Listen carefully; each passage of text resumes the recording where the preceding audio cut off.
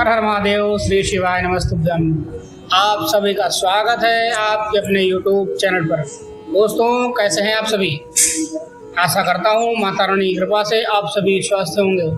मित्रों, आज का विषय है माला का जाप।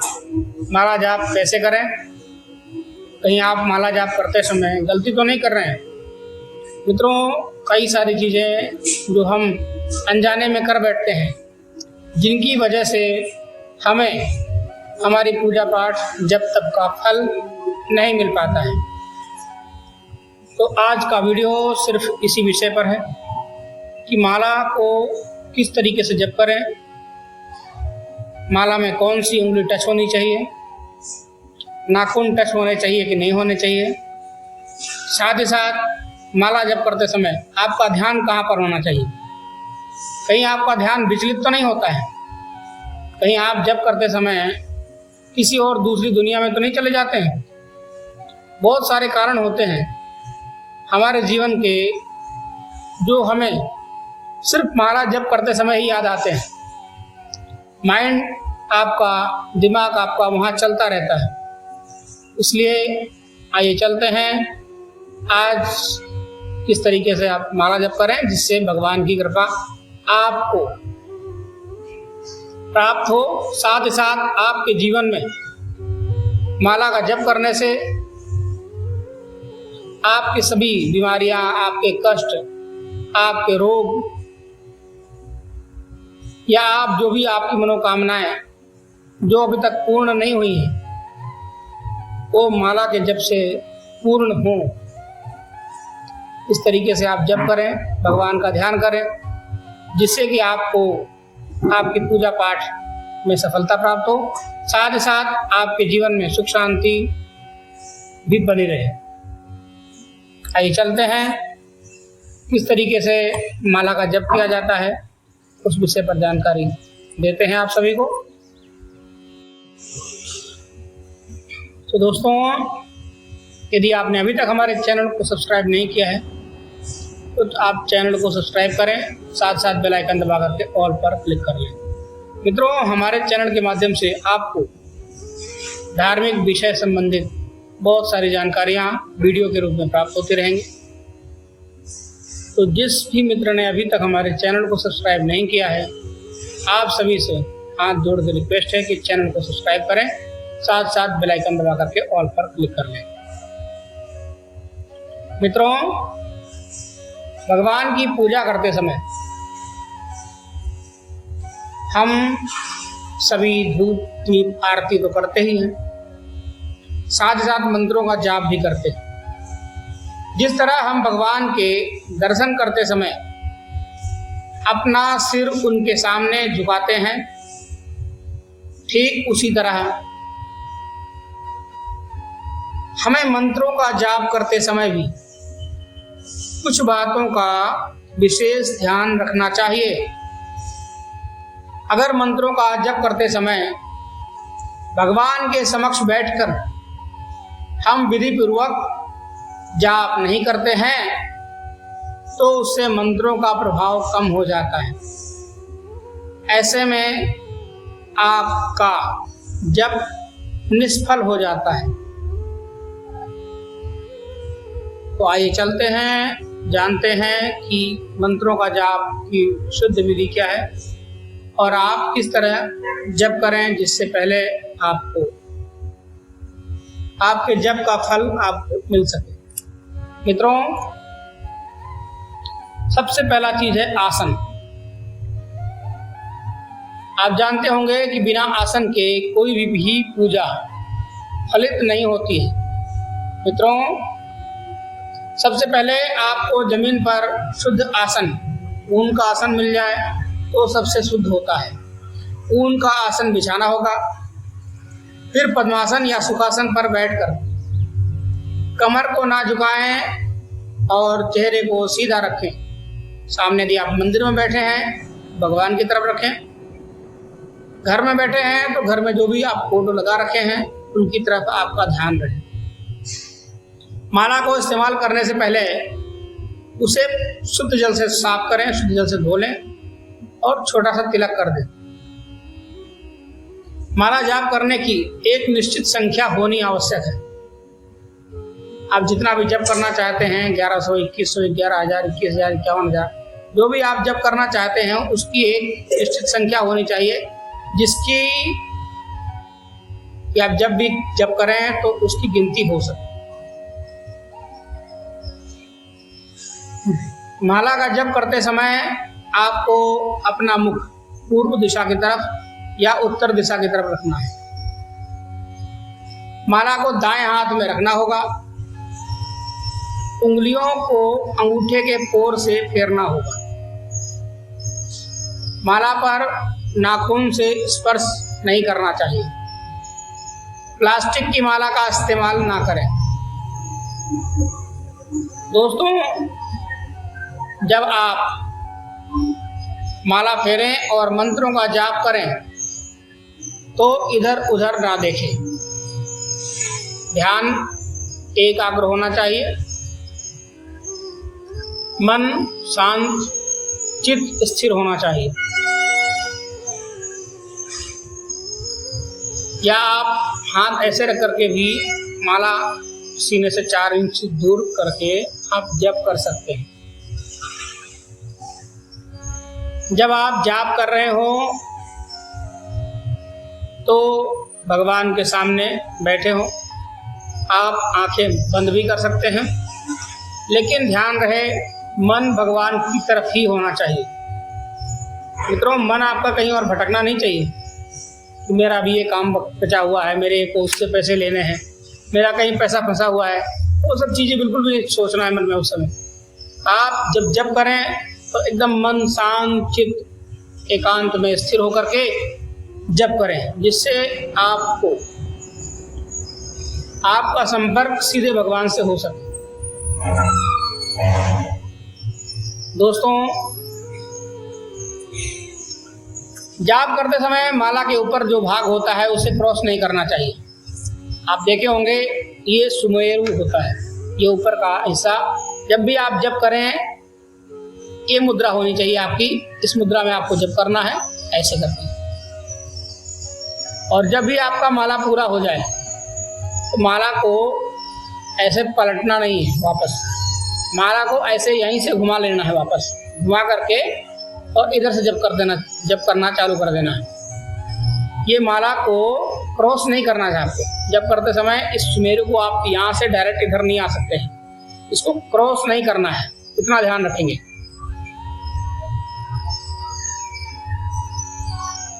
जब आप यहाँ पर पहुँच जाएं, आपकी माला ये 109 दाने की माला होती है, जिसमें 108 दाने गिनती के होते हैं, ये 9वां दाना गिनती का नहीं होता है। इसलिए जब भी आप यहाँ पर पहुँचें, इसको माले को सीधे आप घुमा दें, इसको ऊपर से क्रॉस करके नीचे ना आए। माला जप करने के बाद माला जप ऐसे खुले में नहीं करना चाहिए, या आपके पास जप माली हो या आप कोई दुपट्टा ले लें जिससे माला को ढक सकें, और आपकी ये उंगली हमेशा बाहर होनी चाहिए, माला में स्पर्श नहीं होनी चाहिए। इस उंगली का उपयोग किसी भी पूजा पाठ में नहीं होता है दोस्तों। इसलिए जब भी आप जप करें, माला को सीधा रखें, साथ साथ ये उंगली आपकी जो है, ये आपकी यहाँ उंगली हमेशा बाहर रहनी चाहिए। जब भी कोई आप जप करना चाहते हैं दोस्तों, जब भी किसी भी मंत्र का आप जप करें, किसी भी मंत्र का जप करें तो बिना संकल्प के आप जप ना करें। जब भी कहीं भी आप 11 माला करना चाहते हैं, 21 माला करना चाहते हैं, 11,000, 21,000, 1 लाख, 1.25 लाख, 1.25 करोड़, जितना भी आप जप करना चाहते हैं किसी भी एक विशेष मंत्र का, उस समय आपने अपना नाम गोत्र बोल करके, आपको उस दिन तिथि का ध्यान करके आपको संकल्प जरूर से लेना है। दोस्तों, बिना संकल्प के कोई भी पूजा फलित नहीं होती है। इसलिए जब भी आप जप करें, माला जप करें, उस समय इस चीज का ध्यान रखें कि आपको संकल्प अवश्य लेना है। संकल्प में आप क्या बोलेंगे? अगर आपको संस्कृत आती है तो अच्छी बात है, नहीं आती है तो आप अपने हाथ में जल रखें, सीधे हाथ में जल रखें और भगवान का स्मरण करें। तिथिवार नक्षत्र योग करण पंचांग के विषय में जानकारी है तो तिथिवार योग नक्षत्र करण का ध्यान करें, उस महीने का ध्यान करें जो भी महीना चल रहा हो, ज्येष्ठ आषाढ़ श्रावण भादो, और उस तिथि का ध्यान करते हुए उसके बाद आप अपना नाम और गोत्र बोलें और जहाँ पर आप निवास कर रहे हैं उस स्थान का नाम बोलें। ये प्रभु जो भी आप कष्ट हैं या जिस भी चीज को आप पाना चाहते हैं या किसी भी प्रकार की सिद्धि के लिए या किसी भी प्रकार की मनोकामना मनोरथ पूर्ण करने के लिए आप जप कर रहे हैं तो आप उस जप को पहले हाथ में जल डाल करके संकल्प लें, नाम गोत्र बोल करके कि प्रभु हे मेरी जो भी मेरी मनोकामना है या जो भी आप इच्छित फल चाहते हैं उस चीज का ध्यान करते हुए कि प्रभु मेरी ये मनोकामना है, आप इसे पूर्ण करें। मैं इतनी संख्या में ये जप आज से प्रारंभ कर रहा हूँ। उस दिन से आप इस जप को प्रारंभ कर दें और जप चालू कर दें। दोस्तों,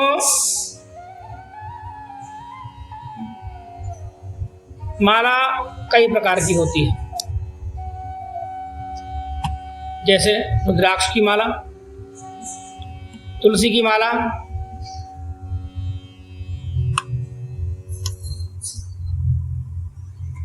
पारस की माला। आप देख रहे हैं ये पारे की माला है। ये माँ महालक्ष्मी को बहुत प्रिय होती है। यदि आप लक्ष्मी प्राप्ति के लिए जप करना चाहते हैं तो पारे की माला से जप करें। इसका वजन बहुत ज्यादा होता है मित्रों, इसका वजन बहुत ज्यादा होता है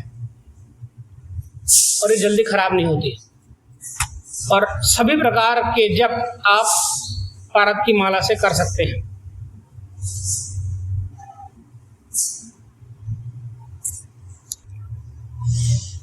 दोस्तों, आइए जानते हैं कौन सी माला से जप करने से हमें क्या फल प्राप्त होते हैं। मित्रों, तुलसी की माला, तुलसी की माला से मन में वैराग्य की भावना बनती है। गृहस्थ लोगों को तुलसी की माला से जप नहीं करना चाहिए। पद्म पुराण में कहा गया है कि तुलसी की माला गले में धारण करके भोजन करने से अश्वमेध यज्ञ का फल मिलता है। तुलसी माला गले में धारण करके स्नान करने से समस्त तीर्थों के स्नान का फल मिल जाता है। मृत्यु के समय यदि तुलसी की माला गले में हो तो साधक को मोक्ष की प्राप्ति होती है। तुलसी की माला से भगवान विष्णु श्री कृष्ण की उपासना करने का विधान बताया गया है। तुलसी की माला से आप हनुमान जी का जप भी कर सकते हैं, हनुमान जी के साधना भी कर सकते हैं। मित्रों, रुद्राक्ष की माला,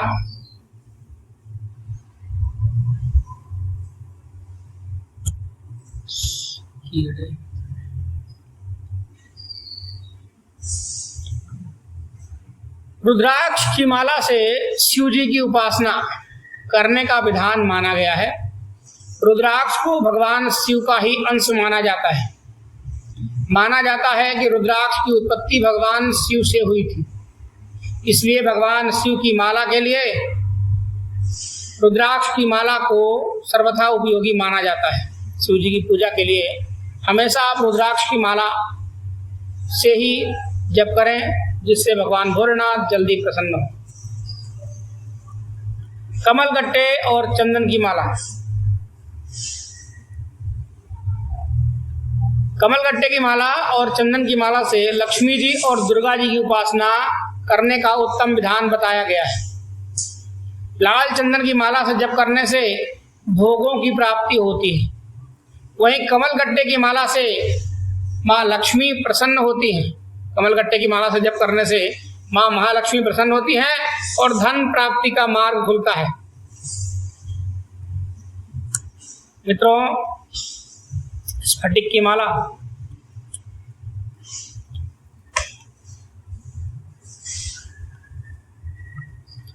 स्फटिक की माला भी सिद्धियों में काम आती है। तांत्रिक लोग इसका ज्यादा उपयोग करते हैं। माला विशेष महत्व, स्फटिक की माला का विशेष महत्व बस यही है कि माला अपने अंदर भक्ति को जगाने का साधन मात्र है। जो सिद्धि करना चाहते हैं उनके लिए माला की उपयोगिता है। विशेष मंत्र साधना में और भजन में जो जिसकी सिद्धि कराने वाला इष्ट हो, माला भी वैसी ही लेनी चाहिए, माला भी वैसी ही शुद्ध हो जाती है। वैसे स्फटिक का माला धारण करने से मन में बहुत शांति मिलती है दोस्तों। यदि चंद्रमा से संबंधित समस्याएं आपके जीवन में चल रही हैं तो आप स्फटिक का माला धारण कर सकते हैं, जिससे आपके जीवन में बहुत शांति आएगी। साथ साथ आपका मन जो भटकता रहता है वो मन स्थिर होने लग जाएगा। जब भी आप जप करें, इस चीज का विशेष ध्यान रखें कि बिना आसन में बैठे हुए जप ना करें। जप करते समय आप हमेशा एक आसन में बैठ के जप करें। जप करने के पश्चात थोड़ा सा जल आप अपने आसन के नीचे अवश्य डालें और उस जल को थोड़ा सा जमीन में घिस के उस जल को अपने मस्तक में लगा लें, जिससे आपने जितना भी जप किया है उस जप का फल आपको मिल सके। मित्रों,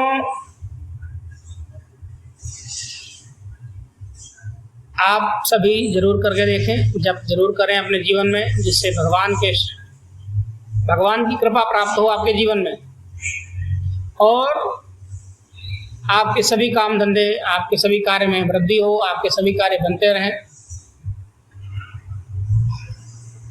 मित्रों, आज की वीडियो में इतना ही। आगे आने वाले नई वीडियो में नई जानकारी के साथ मैं आपके सामने उपस्थित होऊंगा। तब तक के लिए धन्यवाद, साधुवाद, प्रणाम। आप सभी का दिन मंगलमय हो। मित्रों, यदि आपको ये जानकारी अच्छी लगी हो तो अपने मित्रों और सज्जनों के साथ में इस वीडियो को जरूर शेयर करें।